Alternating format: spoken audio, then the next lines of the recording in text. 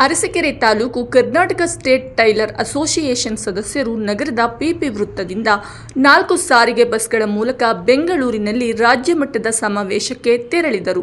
ಸಮಾವೇಶಕ್ಕೆ ಭಾಗವಹಿಸಿದ ರಾಜ್ಯದ ಮುಖ್ಯಮಂತ್ರಿಗಳು ಸನ್ಮಾನ್ಯ ಶ್ರೀ ಸಿದ್ದರಾಮಯ್ಯ ಹಾಗೂ ವಸತಿ ಸಚಿವರಾದ ಸನ್ಮಾನ್ಯ ಶ್ರೀ ಜಮೀರ್ ಅಹಮದ್ ರವರಿಗೆ ಸನ್ಮಾನಿಸಿ ಗೌರವಿಸಿ ನಂತರ ಟೈಲರ್ ಅಸೋಸಿಯೇಷನ್ ಟೈಲರ್ಸ್ ವೃತ್ತಿ ಬಾಂಧವರಿಗೆ ಪ್ರತ್ಯೇಕ ನಿಗಮ ಮಂಡಳಿ ರಚಿಸಬೇಕೆಂದು ರಾಜ್ಯ ಸರ್ಕಾರಕ್ಕೆ ಹಲವು ಬೇಡಿಕೆಗಳನ್ನು ಈಡೇರಿಸಲು ಸಂಘದ ವತಿಯಿಂದ ಮನವಿ ಪತ್ರವನ್ನು ನೀಡಲಾಯಿತು.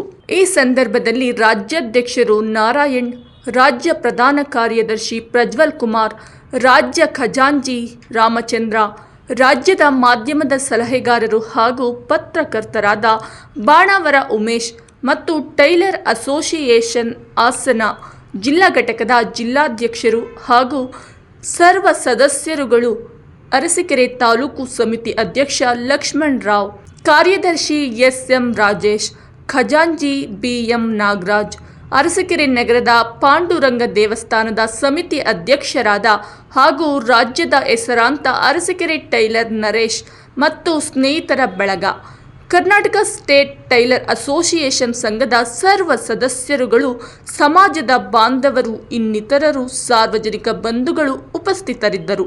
ಮತ್ತು ಸಮಾವೇಶ ಈ ಕಾರ್ಯಕ್ರಮದಲ್ಲಿ ಭಾಗವಹಿಸಿರ್ತಕ್ಕಂಥ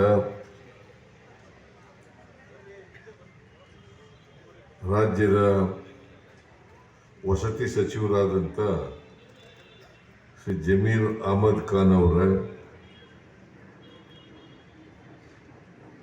ಶಾಸಕರಾದಂಥ ರಾಜೇಗೌಡ ಅವರ, ಕರ್ನಾಟಕ ಸ್ಟೇಟ್ ಟೈಲರ್ಸ್ ಅಸೋಸಿಯೇಷನ್ನ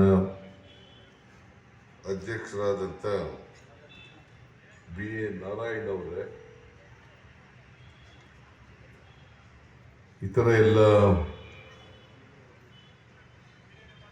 ಅಸೋಸಿಯೇಷನ್ನ ಎಲ್ಲ ಪದಾಧಿಕಾರಿಗಳ